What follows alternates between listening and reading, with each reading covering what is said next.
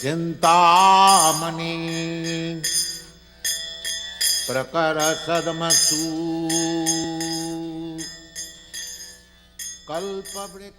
The first time I saw Srila Prabhupada was a real eye-opener. Of course, I'd heard about him, I'd seen his picture, I'd seen the devotees on the street, and I'd heard him chanting, and I'd been visiting the temple. You know, I was a rock musician trying to make it in London. I'd gone to London trying to make it as a famous musician. But I kept seeing the devotees everywhere, and I was attracted, started going to the temple. Then 1973, Prabhupada was coming, and for Rath Yatra. So this was the first time I was ever going to see him. So it started at noon at Marble Arch, and I arrived there just a little bit late. The procession had already started, and I went to the front of the procession, and Prabhupada was dancing on the road, surrounded by a circle of devotees. That was in 1973. He was 77 years old. He danced the whole way. It's about a 4 or 5 mile route. He danced the whole way, and I was just standing there watching, and it was like really ecstatic. And sometimes he would stop. He'd dance and he'd get a little further ahead than the cart, which normally happens. Then he'd stop and turn around and look at the cart and, you know, raise his arms up and look at Lord Jagannath. And the police, you know, when they see that the parade was stopped, then they get a little anxiety and they say, could you please ask the Swami to, you know, move it on? Oh yes, officer, but they never did, you know. And so he danced all the way. That was quite awe-inspiring, just to see a 77-year-old man filled with the ecstasy of Krishna Prema dancing the whole way. So, and then when they arrived at Trafalgar Square, they had a big ceremony, including a wedding, a fire yagya, a whole thing. So that was my first experience with Prabhupada, really grandiose and fantastic. First time I met Srila Prabhupada wasn't until 1973 at Rath Yatra in London. And I'd been associating with Prabhupada's devotees since they were number 1 or number 2 of the hit parade in London in 1969, so it took me a long time to actually meet Prabhupada. And I was out in the crowd at Rath Yatra, big crowd, distributing these really nice special magazines that the devotees, the London Yatra had printed up for Rath Yatra. And I was distributing them. And I'd seen Prabhupada earlier in the day in a kind of a rushed way, getting out of a big car. And suddenly, all the hairs in my body, just for no reason, they all stood on end. And I felt this incredible like surge of energy. And I looked over my shoulder, this way, and there, like, behind me was one sannyasi or whatever, and next to him was Prabhupada. He was right behind me, and he was dancing with his arms raised and jumping up and down, and Swami stepping and the whole lot. And it was just incredible because I actually felt Prabhupada before I saw him. And to this day, I can still remember that incredible joy that went through my body at the sight of Prabhupada dancing and chanting. It was amazing.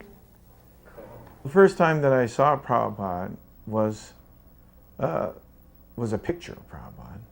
It was on the back of the Chintamani album. I visited these 2 people who had moved into a little cottage behind the farm I was living in upstate New York, and I went to be neighborly and say hi to them, and they invited me in, gave me some tea, and there was some music playing, and I said, oh, that's nice. They said, oh yeah, it's this guru, and they showed me this guru, you know, Prabhupada, and they showed me his picture on the Chintamani album. And he was smiling, and they said he's really high. I go, yeah, he sounds like he's really, you know, spiritual. And then they turned the album over and they said, and this is God. They said, he's got his own planet. And I thought, yeah, oh, you know, that I like that idea. And so that was the first time I saw Prabhupada's face. And at that point I was interested in what was happening, so I went and bought a Bhagavad Gita. You know, having come since 1969,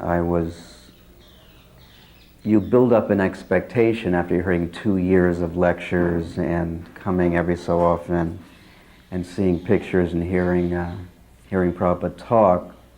So when it actually occurred, I thought I would be seeing an amazing human being. And it was so far beyond that, so miraculous, that for 28 years since I just had it confirmed that 2 other people saw the same thing I did when Prabhupada came up. He came up the escalator. This is at Detroit Airport. A lot of kirtan going on. Vyasa song was set up. Came up the escalator, and one would normally expect Prabhupada to walk off the escalator. Prabhupada didn't walk off the escalator. He kept coming upwards off the escalator, floating above the escalator, and started to float over to the Vyasa song. While this was happening, there was a brilliant sun-like effulgence coming off of him. And I have never hallucinated before that I can remember. And when I saw that, Prabhupada then gently floated down and settled into the seat. At that time, the next time I raised my head was 20 minutes later, after my head was on the ground crying for 20 minutes. And when I looked up, everyone else was also down. There were a few people. I remember Lakshmi Moni was looking at Prabhupada and tears were coming from her eyes. And I thought that this was just my experience, and then just recently, both Indradyumna Maharaj and Sureshwar told me they had seen the same thing. And I've been reflecting on this and what this really means, beside it being a miraculous event. There's been a lot of talk recently about the importance of Vani, that the instructions are the most important thing. But I really think that Vapu is equally as important.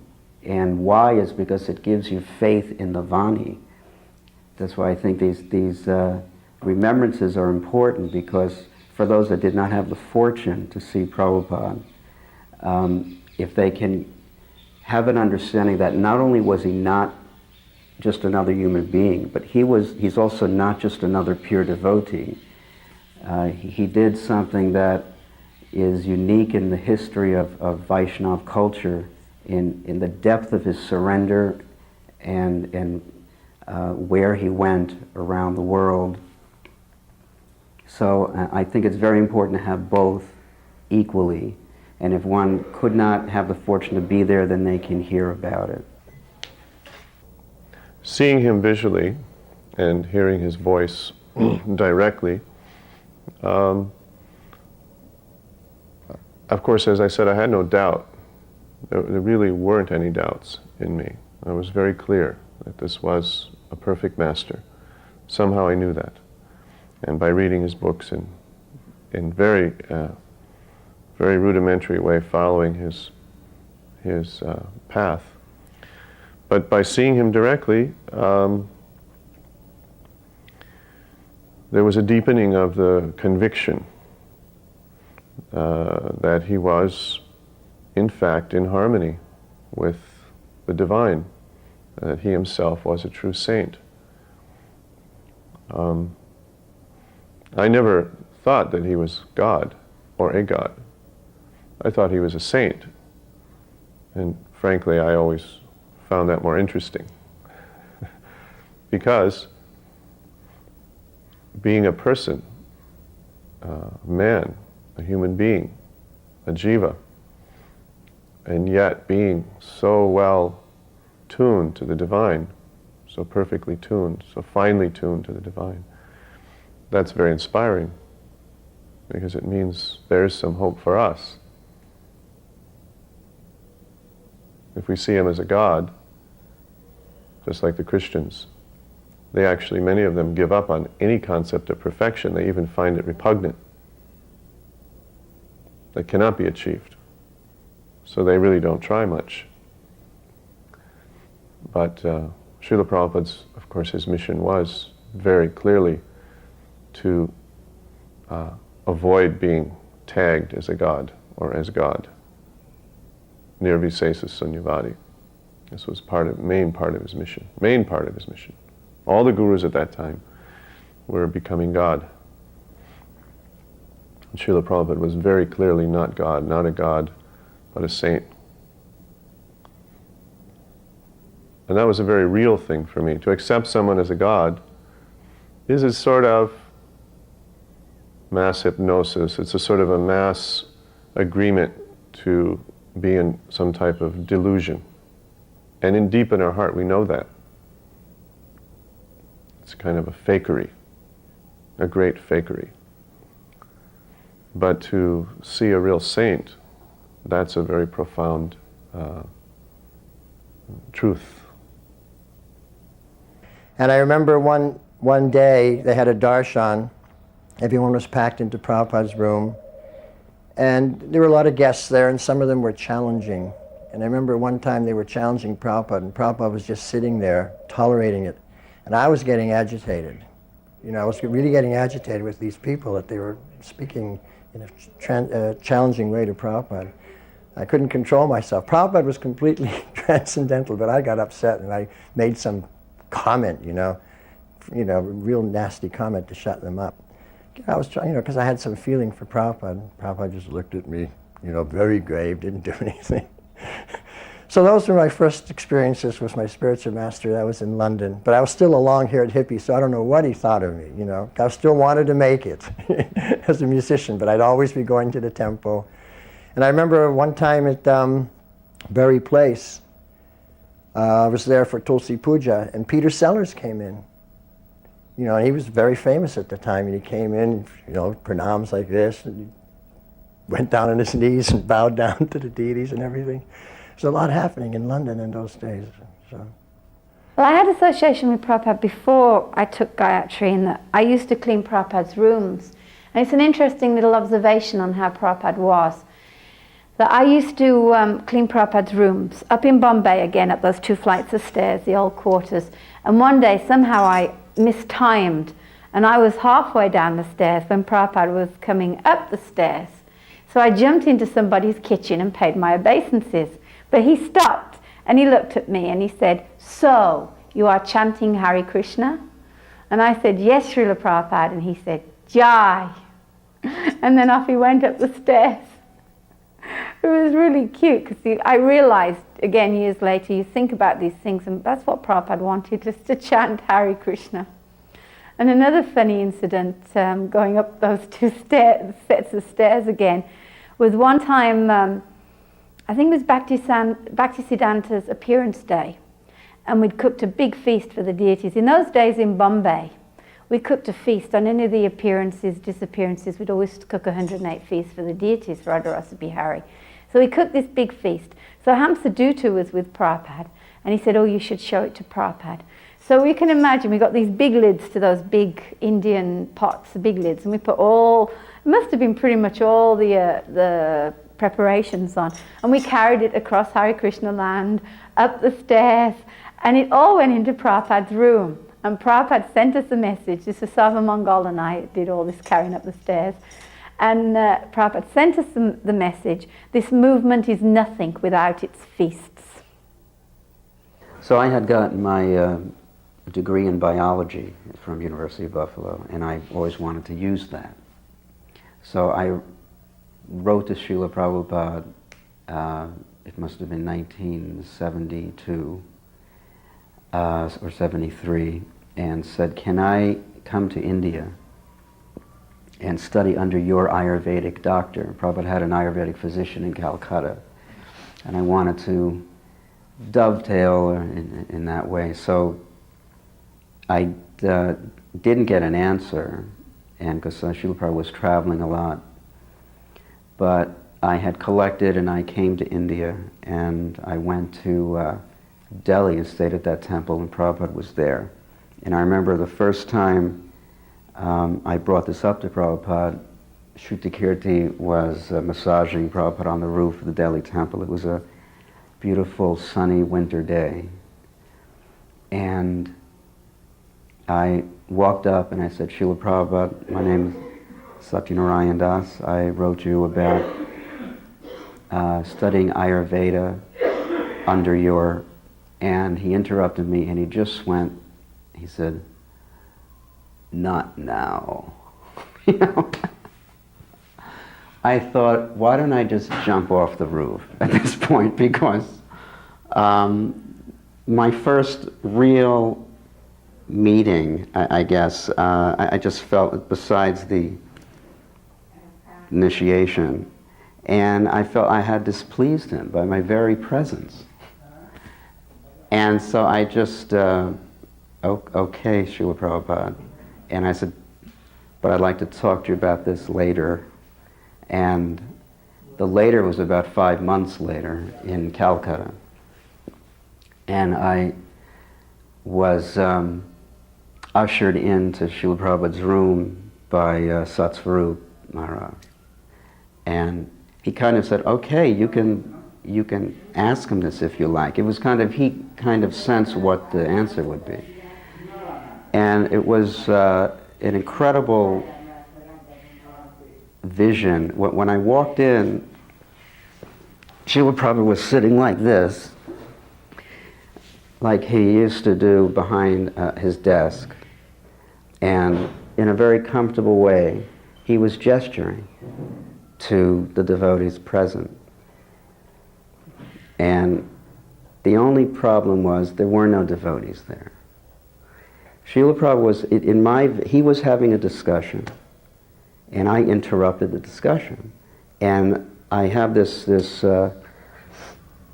understanding, just because of the situation, that he was talking to someone. I don't know who it was. The Narada Muni was discussing with his Guru Maharaj, but there was a clear discussion going on, and he looked over, and then we had our talk about the Ayurveda.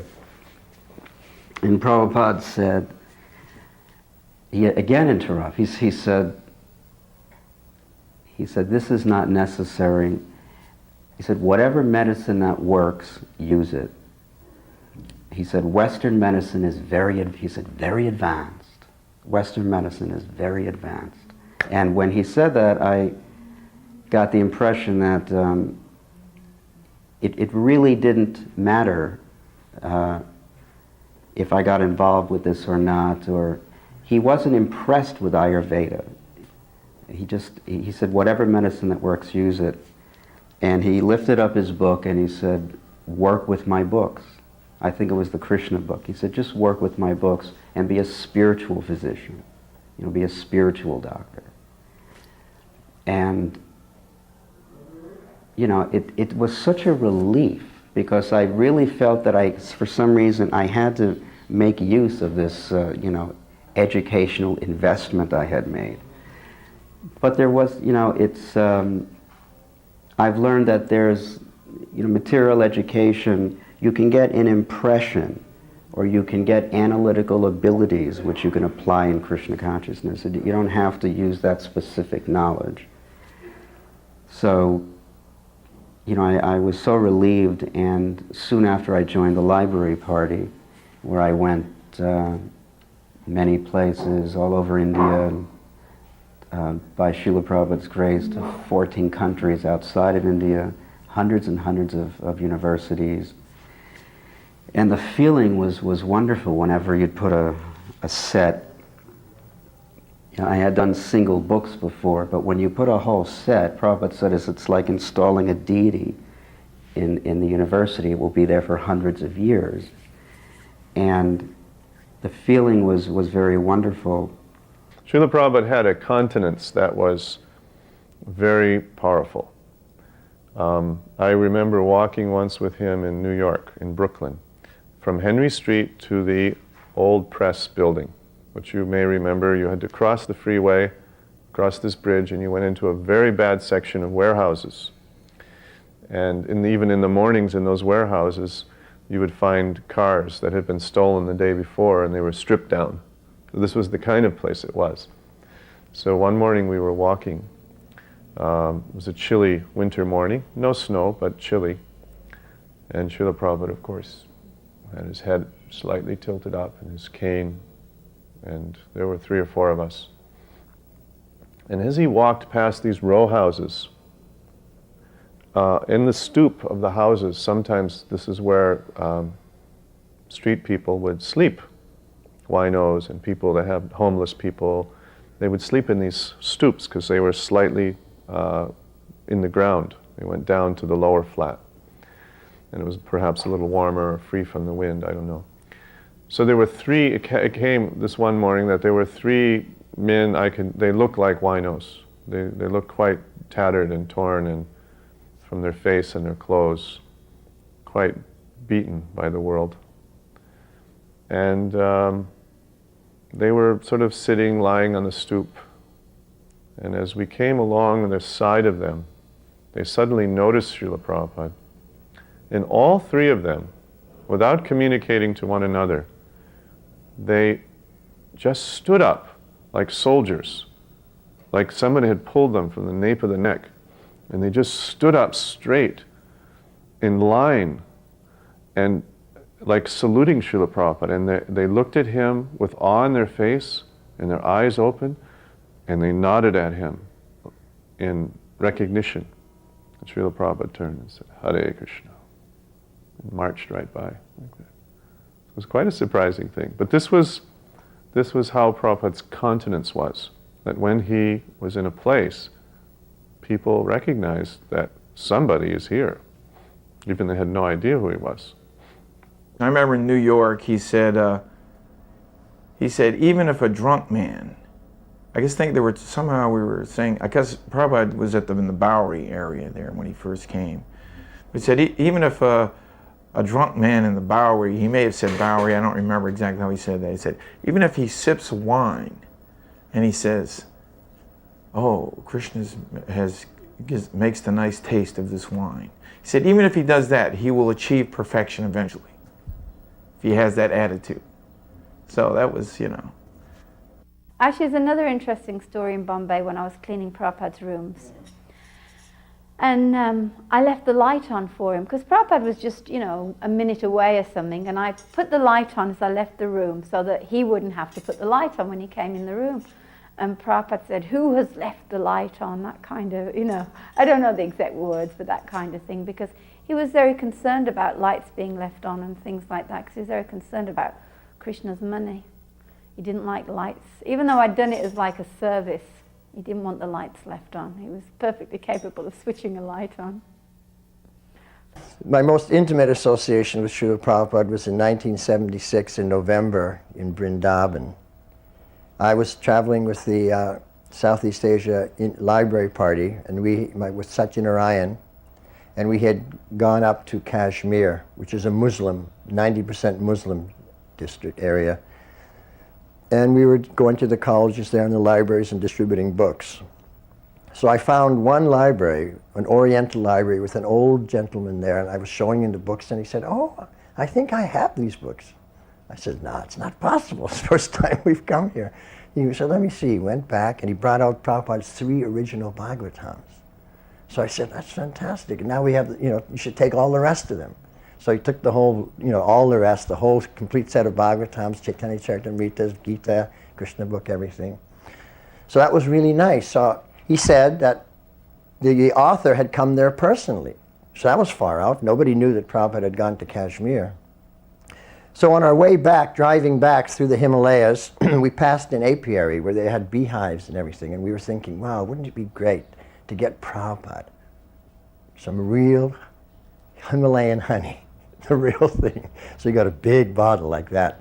And we knew that Prabhupada was in Vrindavan. So we wanted just to go straight back to Vrindavan and tell him that we were preaching in Kashmir and we'd distributed books, in the Muslim areas, and the Muslim colleges had taken it and like that.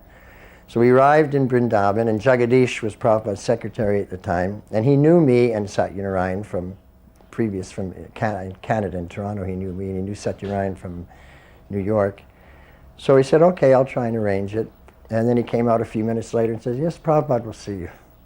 So we came in, and Prabhupada was sitting with Gopal Krishna, and he was speaking to an Indian gentleman. And when we came in, he turned around and went like this and said, here are 2 very nice boys.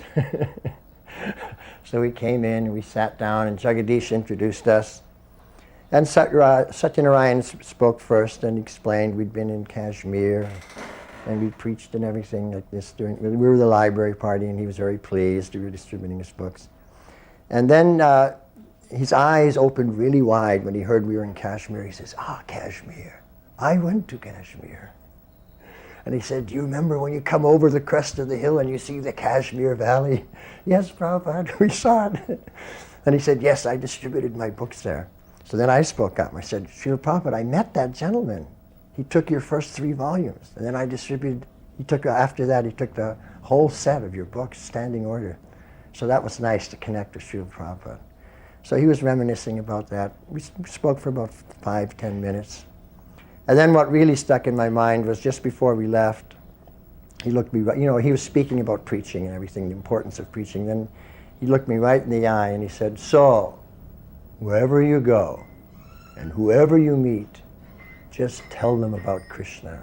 And in this way, you become Guru by Lord Chaitanya's order.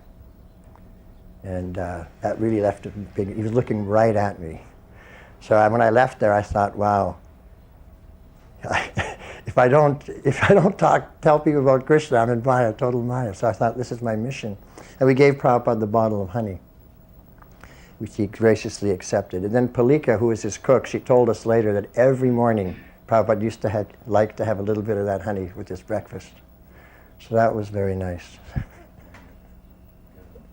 I think one of the important experiences that I recall about Srila Prabhupada is that in his presence, I always felt the reflection of myself in his eyes was the very best that I could be. Beyond my own faith in myself, he had more faith in me than I had in myself. And I recognized this early on because I had this experience in a fractional form with 2 earlier teachers in my life. One was my music teacher, and he had that nature, that he believed more in me than I believed in myself.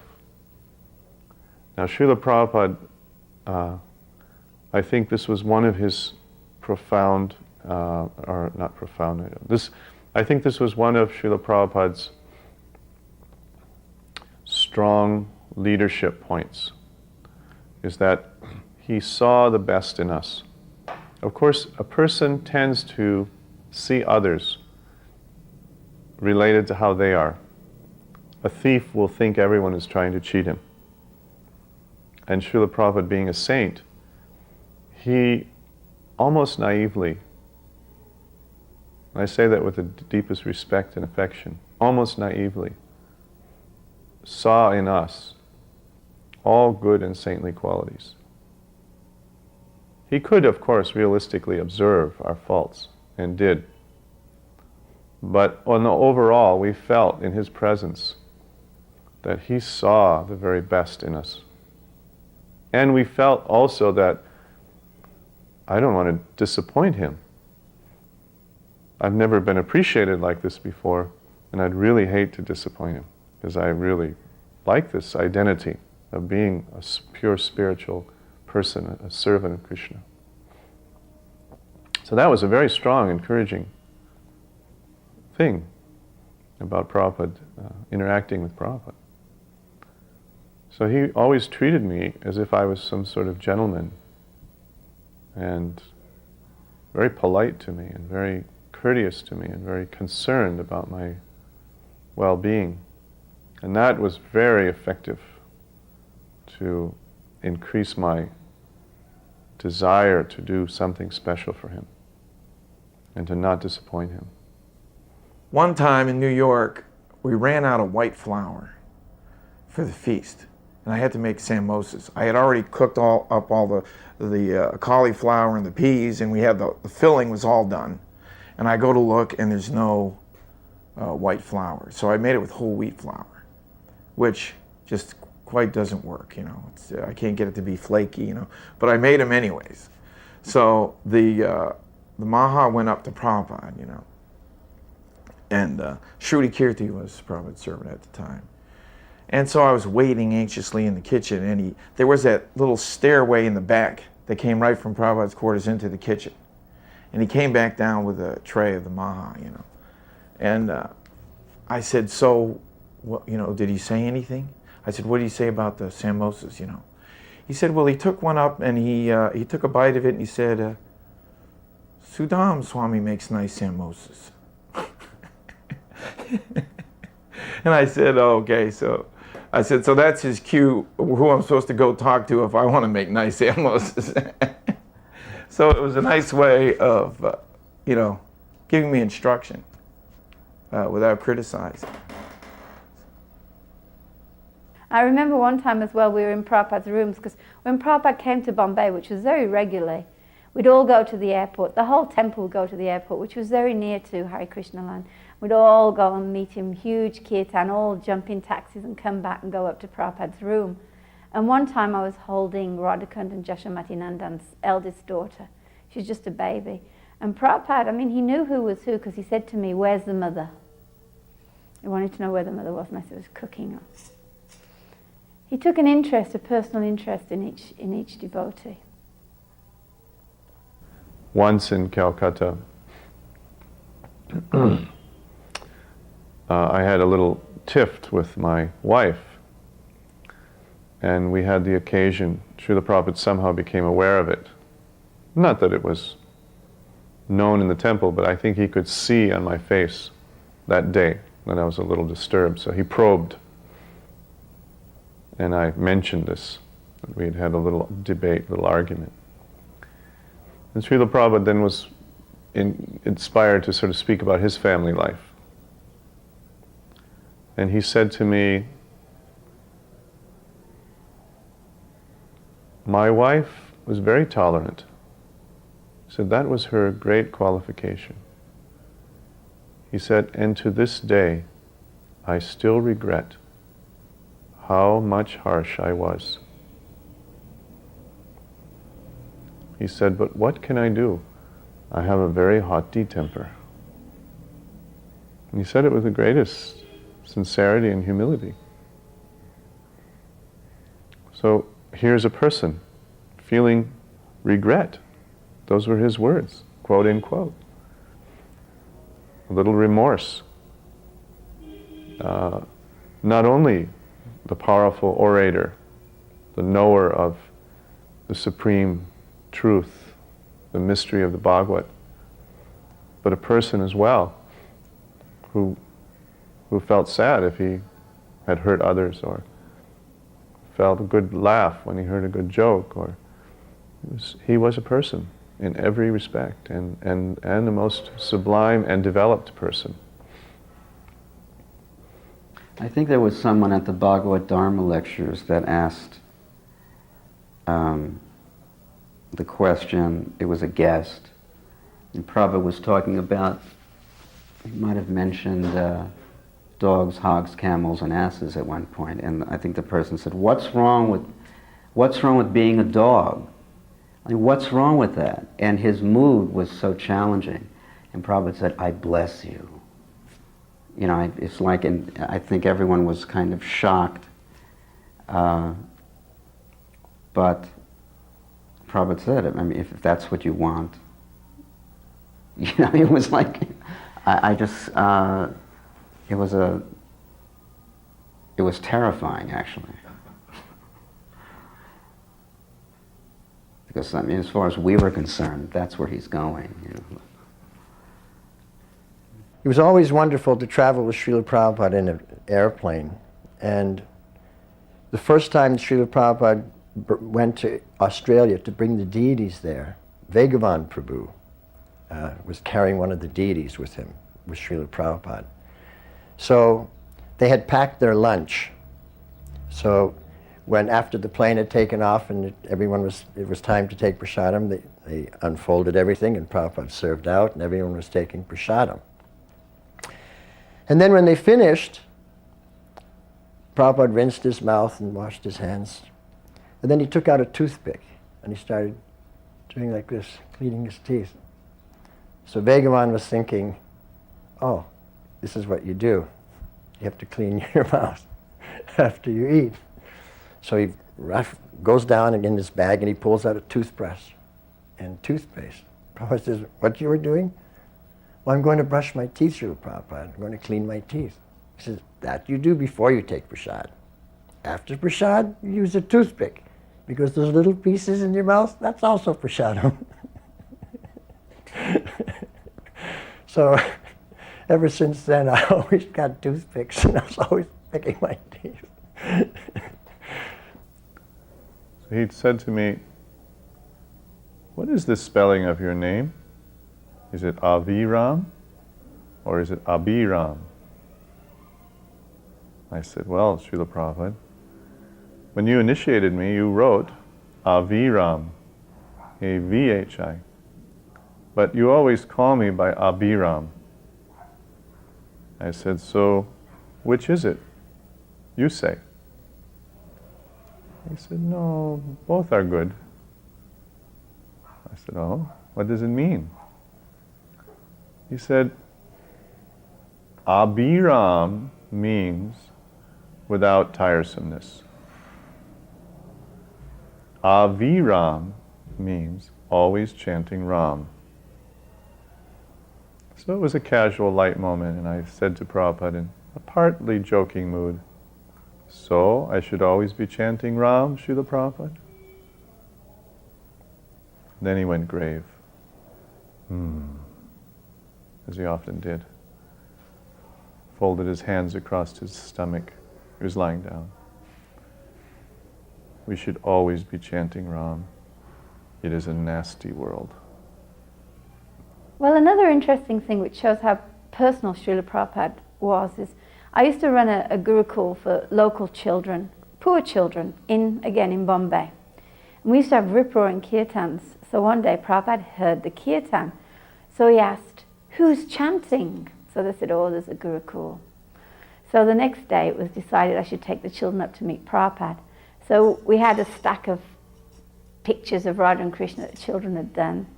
So we went into the room and we handed Prabhupada the pictures, and we all sat down, and Prabhupada looked through the pictures that the children had done.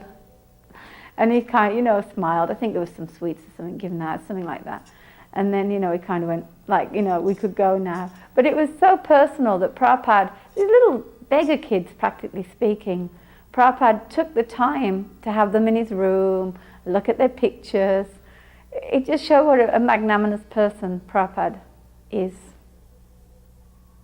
He said to me, "Everything is so nice in the Western countries." He said, "If they would simply stop eating the cow." He said, "Isn't there any other kind of meat they can eat besides the cow?"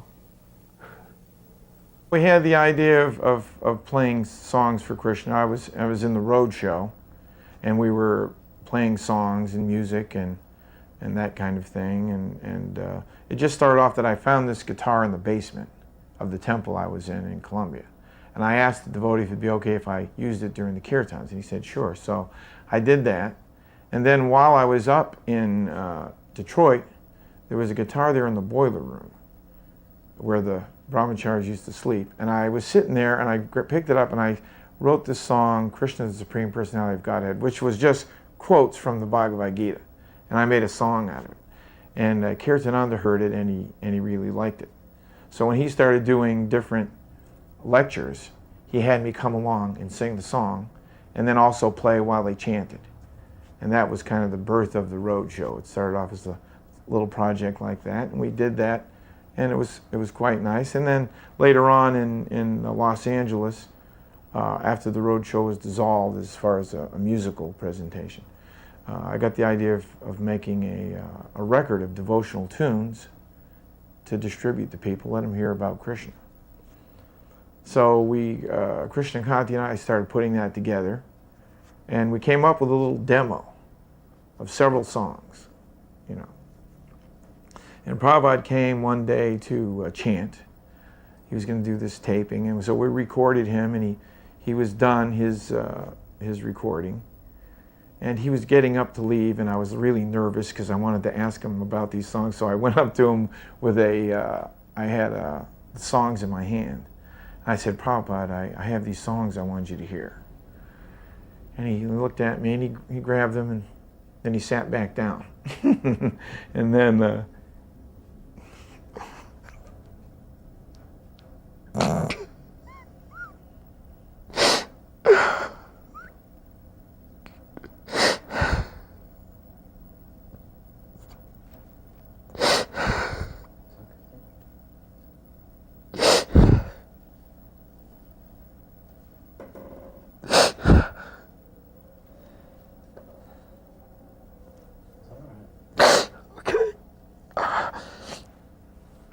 I hope you can edit this stuff out.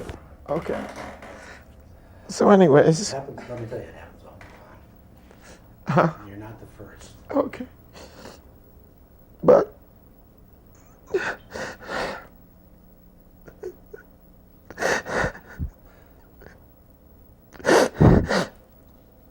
I think I'm just,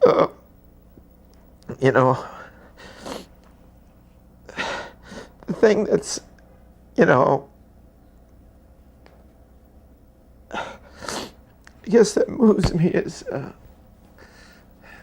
he sat back down, Mm-hmm.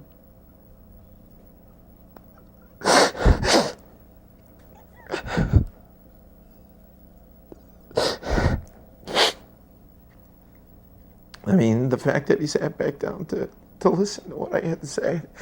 That was like,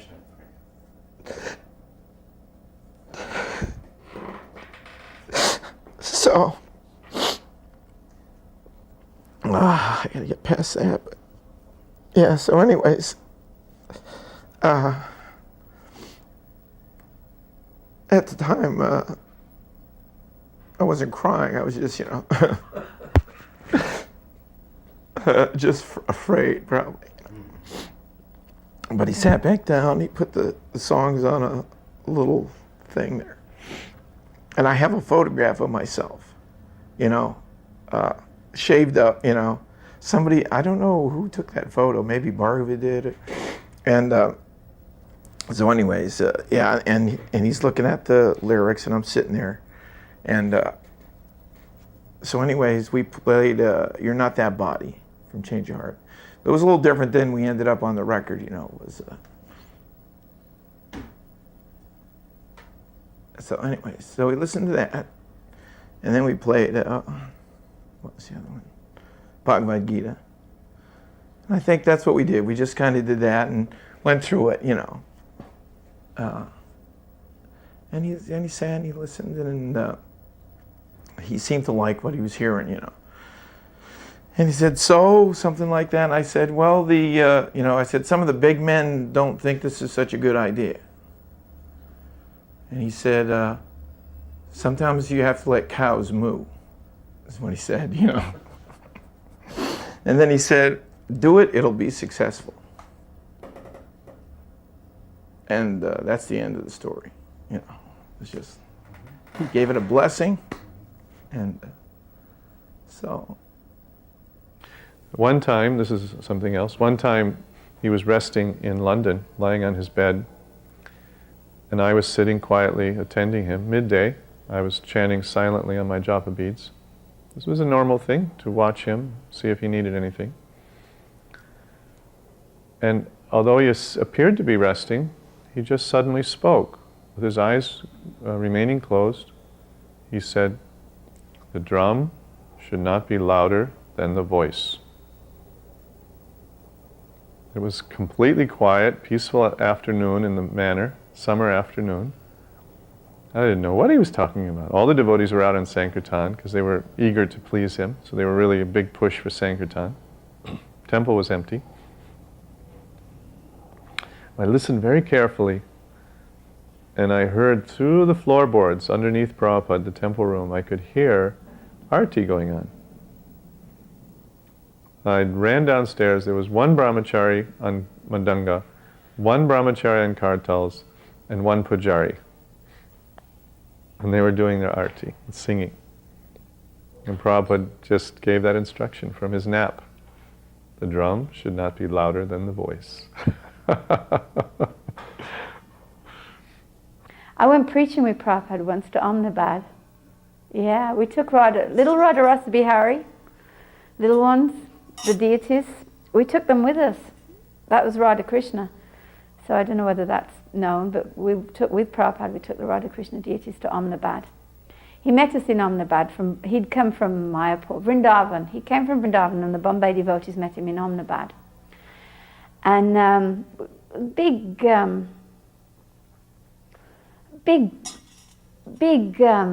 fairly big room full of important people. I think that Mr. Mahadevia from Bombay went along. It was all his contacts and friends. And Prabhupada said, and I always remember this because it just showed me how Prabhupada was able to charm everyone. And Prabhupada, he looked out at all these ladies and gentlemen, and he was speaking in English, and he said, Bengali and Gujarati is a special birth. He said, Krishna's father was a Gujarati. And they're all smiling and everyone's happy. And another interesting thing, at that point, Prabhupada told Jashamati Nandan to give the class. I mean, A, because he was a Gujarati and he spoke Gujarati, but they were a businessman, they all spoke English. But I think in one way it was interesting to show how Prabhupada was ready to delegate to his devotees. He wanted his devotees to take responsibility for this movement. It's not that he was going to sit there and do everything. He wanted us all to push this movement on together. And I think that showed that the way he delegated, oh, Jashamati Nandan, now you give a lecture. I thought that really showed Prabhupada how he worked. I was at the Bhagavad Dharma lectures that Prabhupada gave on the in New Vrindavan, Janmashtami 72. And there was a kirtan that almost rivaled my first sight of Prabhupada. Bhardaraj was chanting, and the kirtan seemed to move up over the stage, kind of floated up over the stage, and then Vishnu Jan took it over. He developed it very, very beautifully, and during this time, Srila Prabhupada had closed his eyes and he was playing cartels, and he was doing it with greater and greater force. And the kirtan went on, and Prabhupada started rocking back and forth and really smashing them with force. And at one moment, at a crescendo of Vishnujan's chanting, Prabhupada interrupted him. He completely just interrupted him, just like he wasn't even there, and he started taking over. It seemed like he had to take over the kirtan. And everyone went. All I can remember is about 400 arms outstretched to Prabhupada. We all crushed into the stage, and the tears were flowing. It's like the sky opened up, love of Godhead came down, and Prabhupada was crying. And then everyone, it increased that, exponentially. And I think everyone was just, everyone cried until they were just whimpering. And it was the most amazing kirtan I've ever experienced. And this was, Prabhupada was like delivering love of Godhead to us.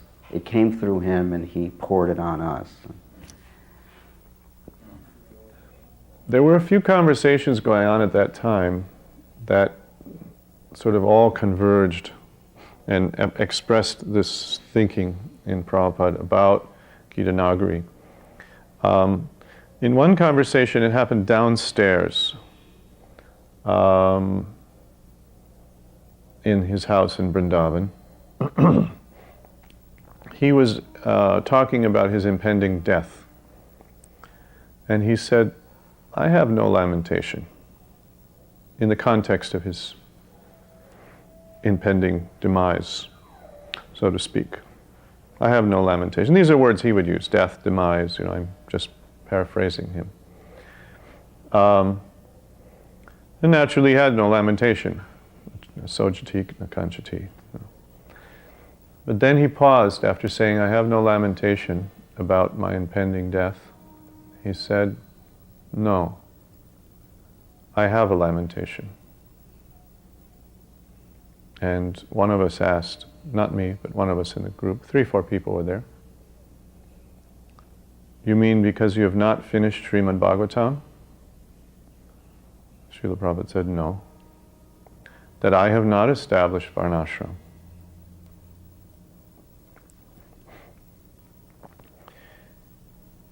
He said, 50% of my work is incomplete because I have not established Varnashram. Now these two statements I heard in my own ears in Vrindavan. Then this thought kept coming up, what to do about this 50% of his incompleted work. It was in his mind. So he said on the roof on another conversation that I want to establish Varnashram. And I believe I asked him, how will you do that? It may have been Tamal Krishna, it may have been someone else, but it represented what we were all thinking. So I had the impression that I asked him. That may not be hagiographically perfect, but I was certainly in that questioning mood as well. How will you do it? We asked him. And he said, I will go to Gita Nagari, I will sit down, and I will teach you how to live off the land. As simple as that. I came to Vrindavan in early 1976. In those days it was all one GBC, and they wanted me to do some work with children in Vrindavan. And eventually I got to clean Prabhupada's rooms. Shruti Rupa had been cleaning Prabhupada's rooms, but one day and I was helping her. And one day she said to me, okay, Moksha, that's it, I'm going, you're in charge. So I was left with Prabhupada's rooms to look after, which was ecstatic. And the way it worked was, after Mangalartik, before Tulsi Puja even started, I'd leave and I'd go in the back way into Prabhupada's room through where the fountain is, although the fountain, I think that came slightly later, but it came around that time, the fountain through the back door.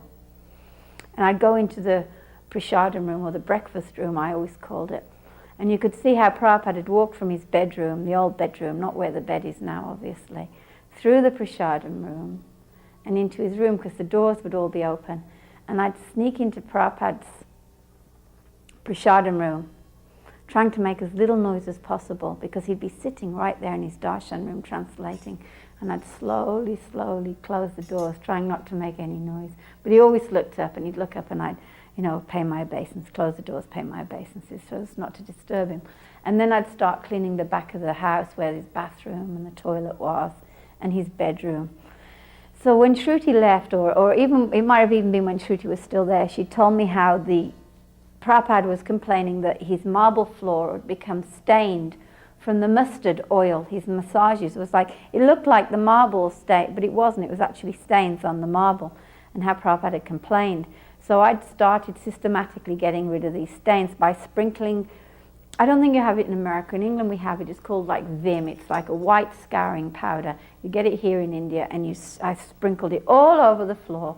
And I got a hard broom, the Indian hard brooms, and I would scrub and scrub and scrub, and these stains were slowly going. So to do that, I'd be like Indian style, sari wrapped around my knees, squatting, scrubbing away. So there I was one day, sari around my knees, scrub, scrub, scrub, and the door starts to open.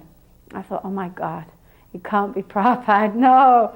And Prabhupada's head peeped around the door. He didn't open the door completely. He opened it a little way, and he peeped his head around the door, and he said to me, may I come in?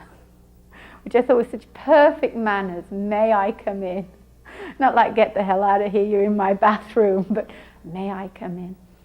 So I kind of totally flabbergasted, because Prabhupada never went in the back of his house during that period. It was before he'd go on his morning walk, that was his time, he was at his desk.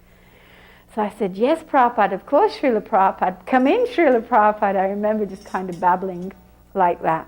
And I scurried out, and I paid my obeisances in the bedroom, which had a black floor. And I remember that I left this huge mess all this scouring powder, which had been on my feet, on the floor. But Prabhupada sailed over this mess. He just sailed right over it, didn't say a thing, because I could understand he was pleased that these stains were being left. But I always remember Prabhupada's perfect manners. May I come in? It was his house, not mine. He didn't need my permission. I remember him lying in bed at the manor. And we used to get some nice letters of get well and good wishes for Srila Prabhupada. And of course we would read these to him. So I was reading one letter from our godbrother Siddha Swarup. Now at that time, historically, Siddha Swarup had been a bit of a iconoclast in ISKCON. He was apart from most of his godbrothers. He had his own unique style and perspective on things. And in that exact time, he had really left again. He had come in and then left again and gone back to his own establishment in Hawaii. But of course, he was a devotee of Prabhupada still. So he had written a get well card to Prabhupada, and I was reading it. Prabhupada was lying down, I was standing up, and the get well card said, "Dear Srila Prabhupada," he said a variety of things. I'm praying for your health and this and that. But he came to one particular line where he said, "I am a resident of Hawaii.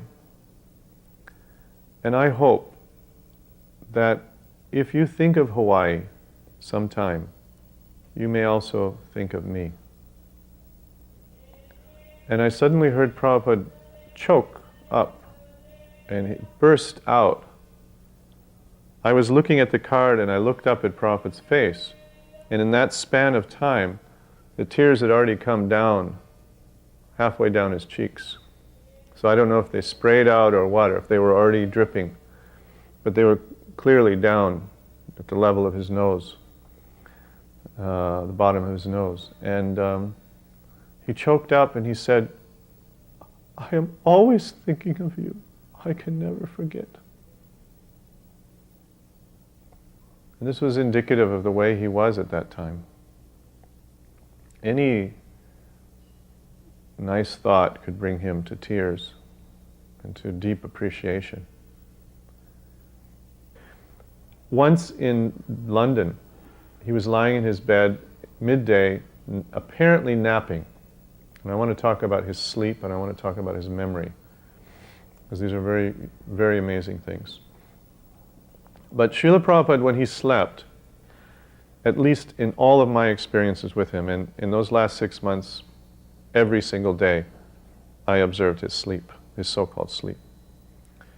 Now, he would relax, he would close his eyes, he would lay his hands across his chest often. Occasionally he would lay his hands at his side, but mostly they were folded across his chest.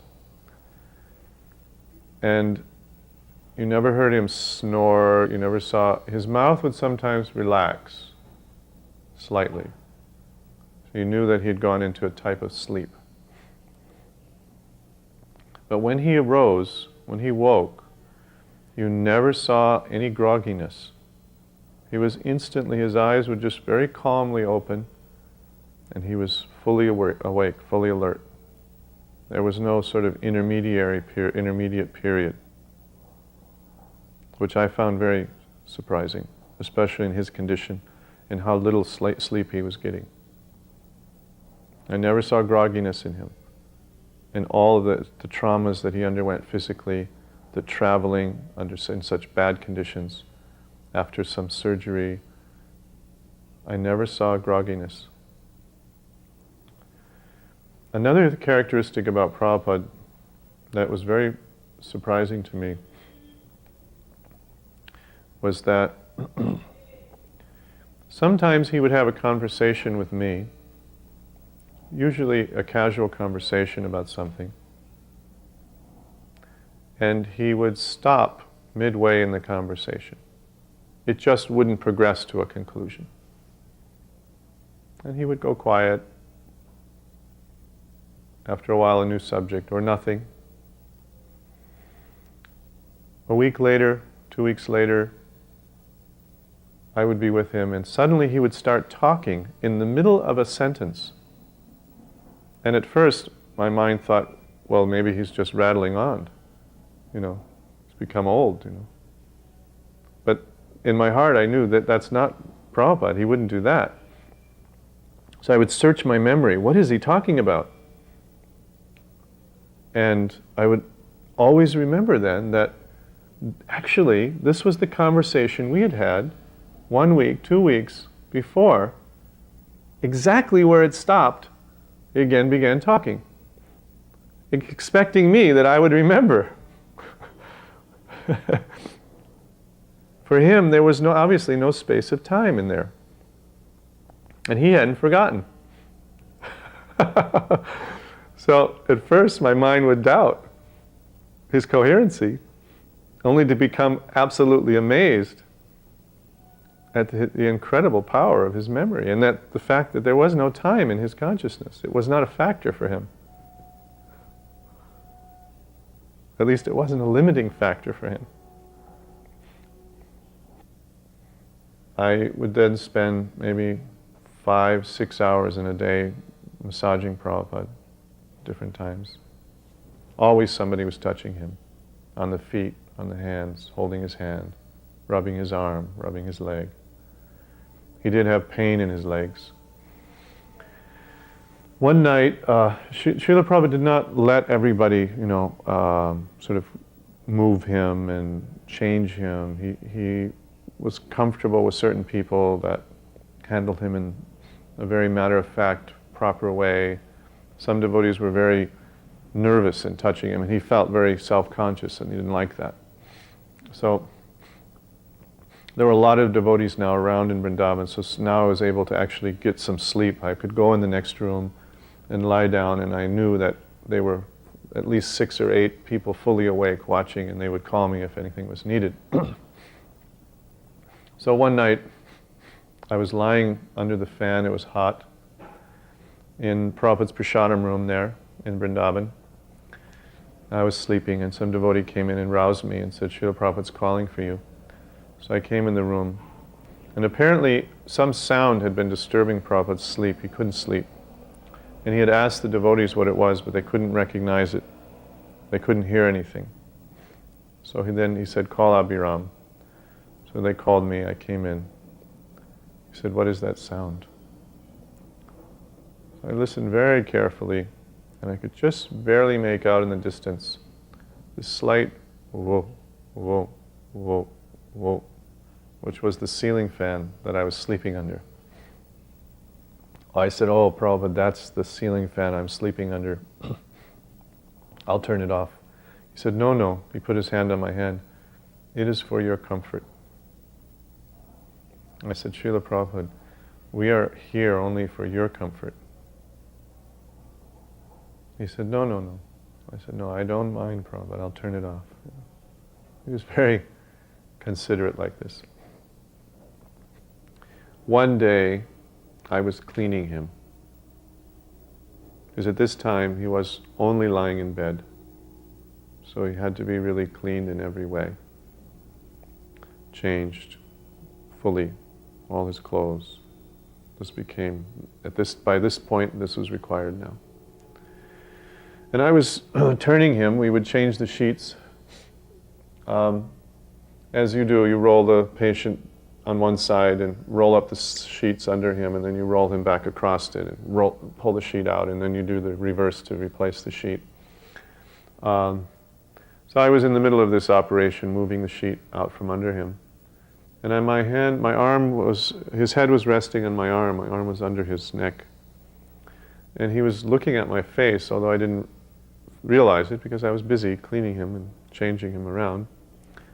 And he said to me, it is a nasty business. No, sorry. He said, it is nasty. Questioning. And I looked at his face, and I realized he was talking about me cleaning him.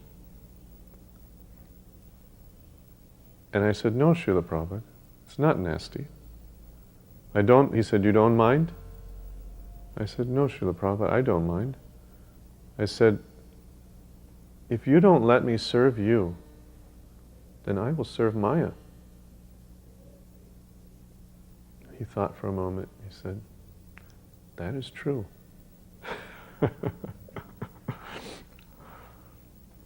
So we kind of knew, and the attitude was that if we ever let him feel undignified or that he was a burden to us in any way, he would just give up the ghost.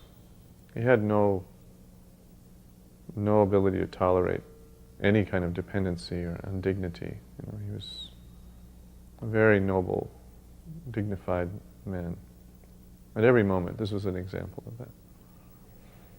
If there was an issue that really concerned him, Srila Prabhupada was not a turn-the-other-cheek man. Srila Prabhupada was a strong warrior type, and he was surrounded by many loyal people. His own son was there. He didn't say anything to him. So many devotees who were certainly not in accord with each other.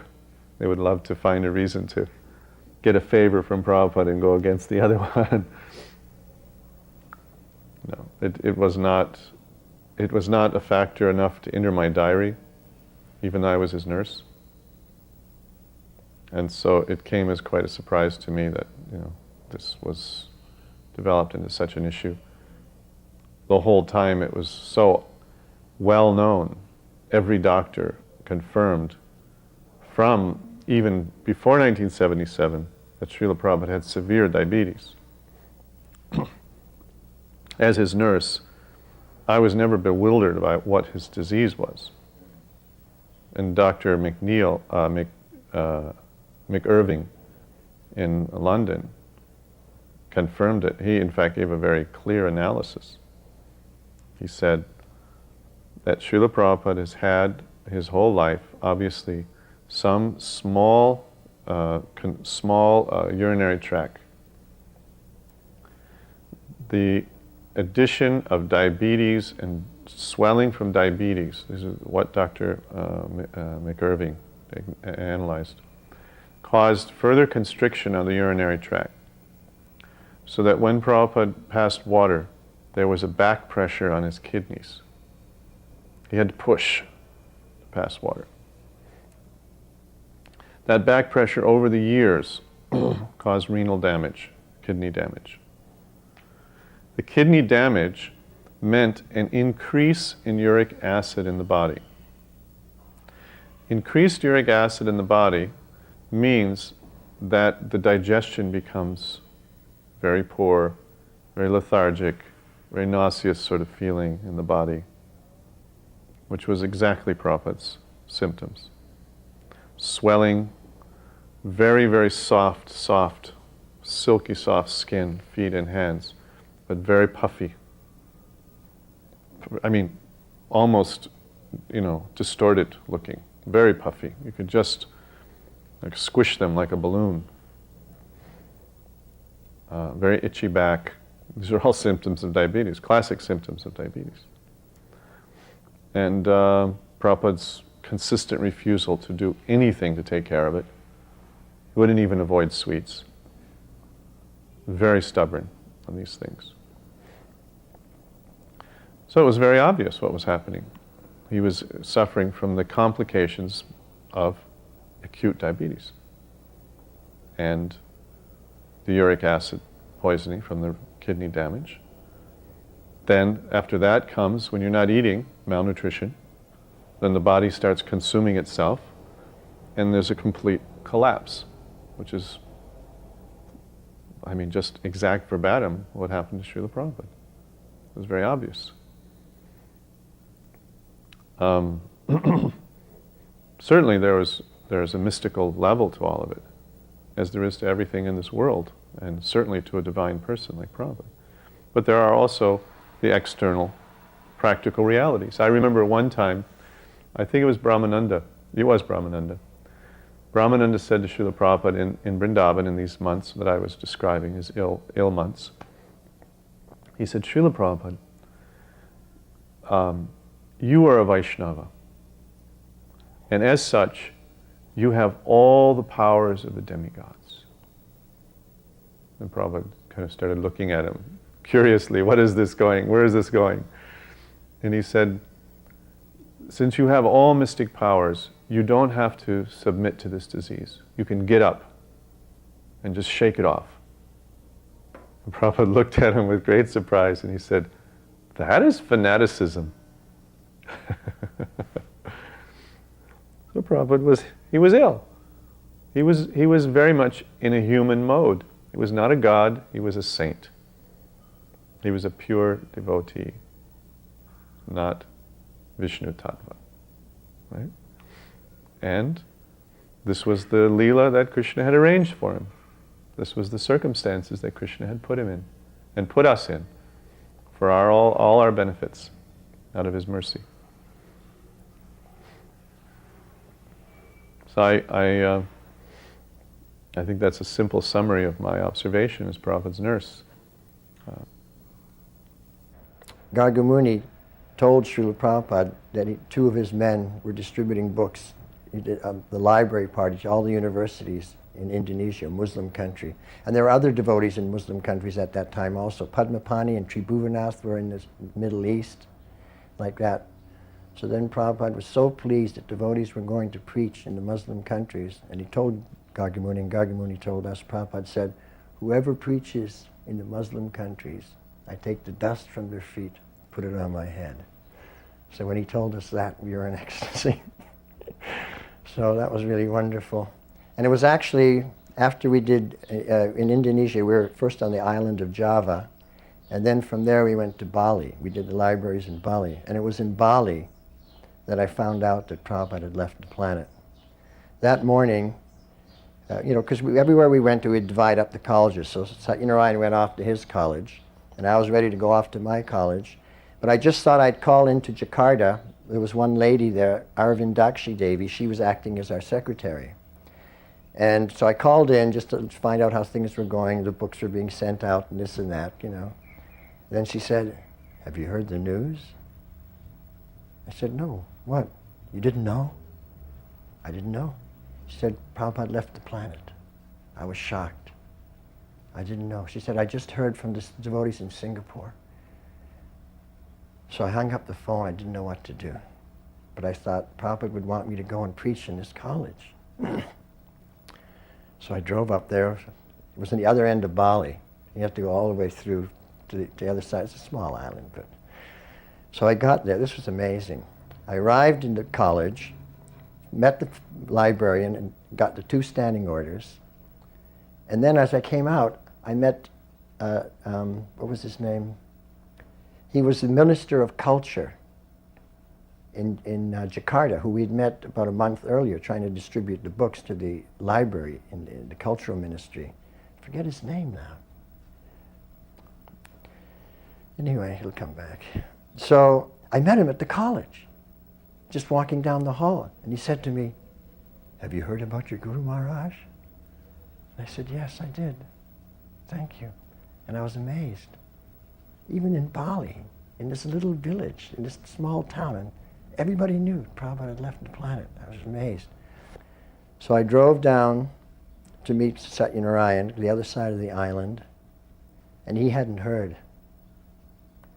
So I had to break the news to him. And we were in our room, and I told him, and immediately he broke down and just sobbed uncontrollably, crying and crying. And, I had this realization that I'm so stone-hearted. I hadn't broken down and sobbed. I mean, it was sad, and tears came to my eyes. But I just saw that Satyanarayan had so much love for Prabhupada. He was crying and sobbing. I just really respected him, and I felt if only I could have such a relationship. If only I could have felt that. So that was my experience of Prabhupada leaving the planet.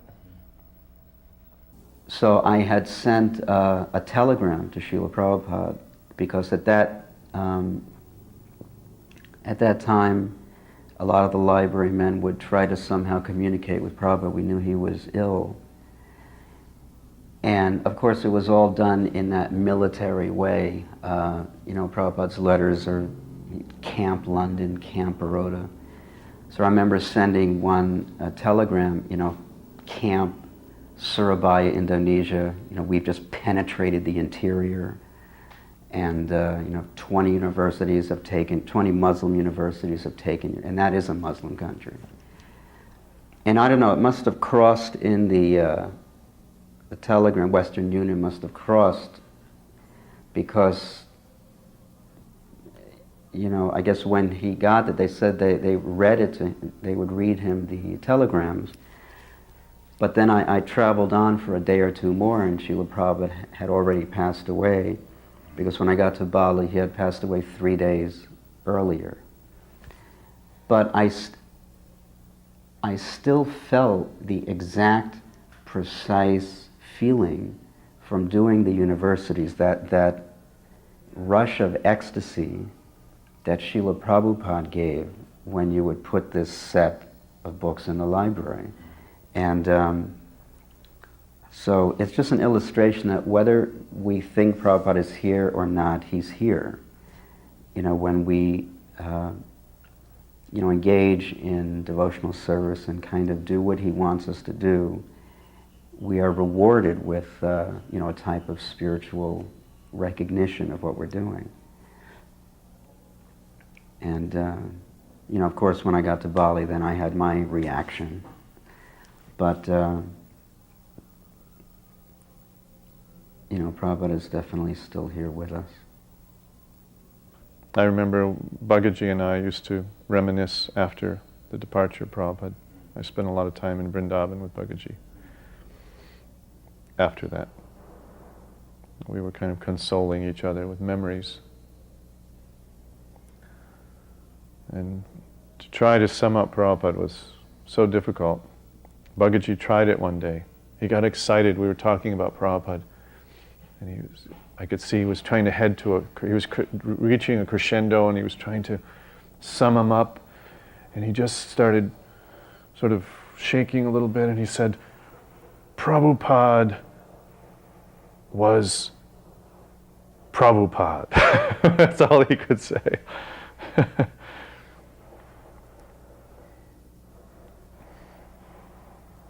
He became lost for words, at the last minute. He thought he was going to come up with some... But he defies captivity, defies complete definition. After Prabhupada had left, devotees were collecting memories of Srila Prabhupada, and no one had gone to see his godbrother, Dr. O.B.L. Kapoor. So I decided to go to see Dr. Kapoor when I was in Vrindavan one time and ask him about his memories of Srila Prabhupada. And he gave me a very beautiful story. He knew Srila Prabhupada when he was uninitiated, Abhay Babu, who owned the Day's Pharmacy in Allahabad. And he was a graduate student at the university there, and he had met his spiritual master, Bhaktisiddhanta Saraswati Thakur, and taken initiation from him. And he was the first non-Bengali to do that. So when Prabhupada moved there, one day in the pharmacy, a sannyasi walked in, isn't it, Tirtha Maharaj, and he said, "Oh, we have heard your name," because Prabhupada had met him in Calcutta, and he'd been studying the books, and he was already a devotee, but not initiated. "And we've heard your name. We want to establish a mutt here. Will you help us?" So Prabhupada was very thrilled to help. So gradually the mutt was started, and Prabhupada used to come and play, and chant and play mridanga and chant bhajans and everything, and everyone really liked him, and he enjoyed being in their association. So the young Adi Keshava Das, Dr. O.B.L. Kapoor, Prabhupada especially was very warm to him, and he said, because I was the only non-Bengali there. So the acquaintance turned into friendship, and friendship turned into brotherhood. And he was 13 years younger than Prabhupada, but he used to come all the time to the pharmacy and to ask questions, discuss Krishna Katha, like that, and they became really close. So one day when he came, Prabhupada handed him a vial. He said, "Here, take this vial, this tonic. This would be very good for your health." So Dr. Kapoor said, "Yes, I will take this, thank you very much. But why you don't give me the tonic that you're taking?" So Prabhupada said, "Well, what tonic is that?" He said, "The tonic of Krishna Prem." Prabhupada laughed. He said, "Well, I don't have that tonic, but I do know the formula." And Dr. Kapoor said, "Well, if it's not a secret, perhaps you can share it with me." He said, "Yes, I can share it with you. It is not a secret. The formula is Trinadapi Sunichena Taroriva Sahishnana Amanina Manadena Kirtanaya Siddhahari, and I shall spread it the whole world over." So Trinadapi Sunichena, more humble than the grass. Taroriva Sahishnana, more tolerant than the tree. Amanina Manadena, not desiring any respect for myself, but desiring to give all respect to others. Kirtaniya Siddhahari, in such a state of mind, one can chant the holy name of the Lord constantly. So at the time, Dr. Kapoor thought he was just making a casual pronouncement. But he told me, now that I look back over the years, I realized that even at that time, he had a plan like that. He was thinking like that. I shall spread it the whole world over. So I was thinking how Prabhupada said this is the formula to get Krishna Prem. And Srila Prabhupada was the embodiment of that verse. So I want to give some of Srila Prabhupada's pastimes to show how he embodied that verse. So, Trinadapi Sinechena, more humble than the grass. This is a pastime that Srila Prabhupada performed in New York in July 1972. It was just around it was actually the July 4th holiday weekend. And devotees had come from all over the East Coast, from far south as Miami, as far north as Montreal and Toronto, as far west as Chicago and St. Louis. And there were thousands of devotees in the New York temple. And then when Prabhupada was to leave, so many devotees drove him to the airport. And they went with him into the departure lounge. You just see him to the last second. So the departure lounge was filled with devotees. Now the airport officials had a problem because there was no room for the passengers who were booked on the plane to come into the departure lounge.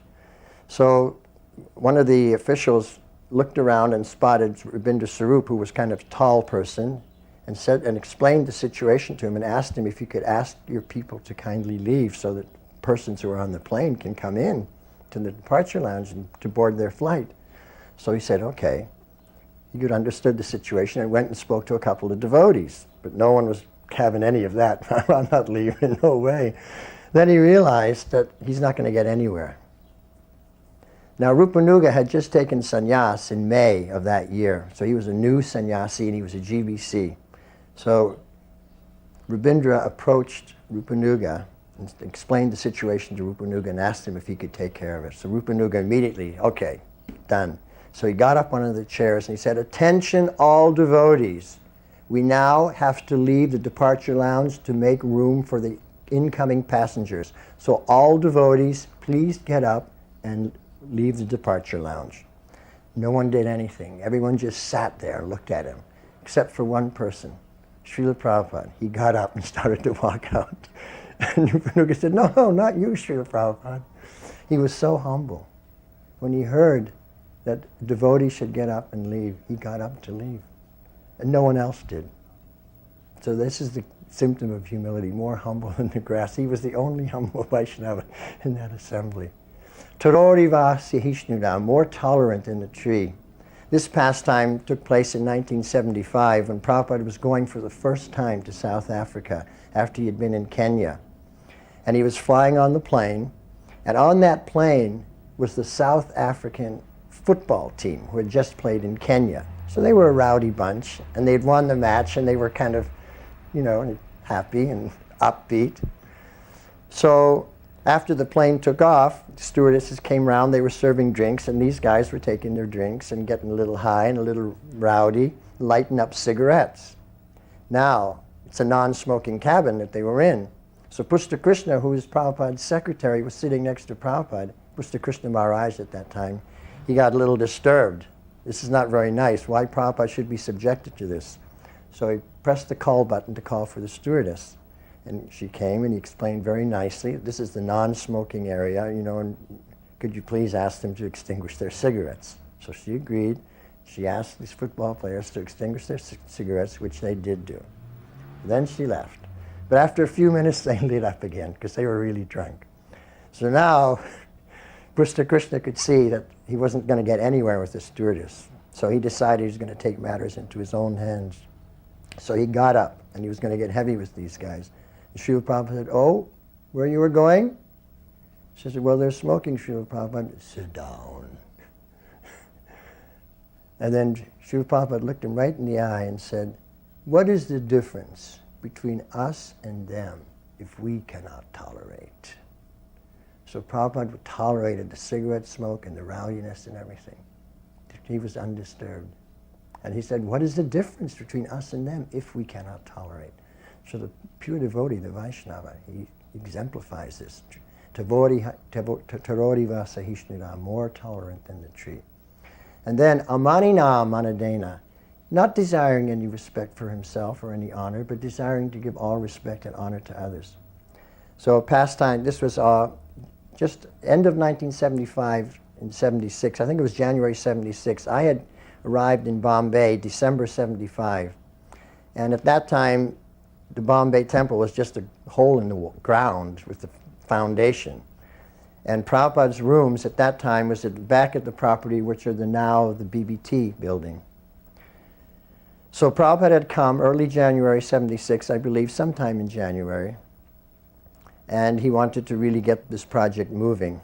So the next morning after breakfast prasadam, he had a big meeting in his rooms with all the people who were involved in doing this project, and in the sannyasi, the GBC temple president, all the people, everybody.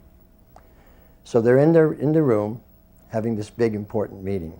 Then up the stairs comes the cleaning lady, a Bungi lady from the Bungi colony, not far from the temple.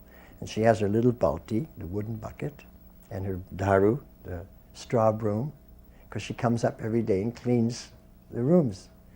So she comes up to the top of the landing, and the door is slightly ajar.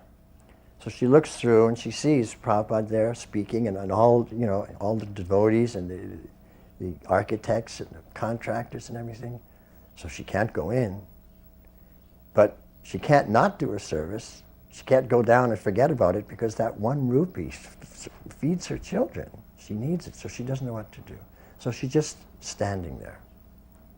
Meanwhile, Prabhupada's speaking, and as he turns his head to the right, he sees through the door that's ajar, he sees the cleaning lady standing there.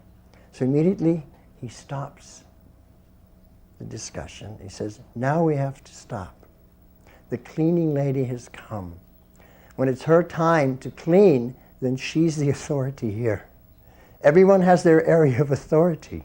And when it's her time to clean, she's the authority. So we have to get up and leave. So they got up and leave. So the Jagat Guru recognized the authority of that cleaning lady. Amanina amanadena, giving all respect to others and not desiring any for himself. In this way, Kirtaniya Sadahari, one is able to chant the holy name of the Lord constantly, which we always saw. Srila Prabhupada always chanting the holy name of the Lord constantly. So here we see that Prabhupada was the embodiment, the personification of that verse, which he said many years back. He had explained to his godbrother that this was the formula to get Krishna prema, and he would spread it the whole world over, and he was the embodiment of that. Krishna Kirtana Ganana Tanapano Premamritam Manidhi Dhira Dhira Jana Priyau Priyakarau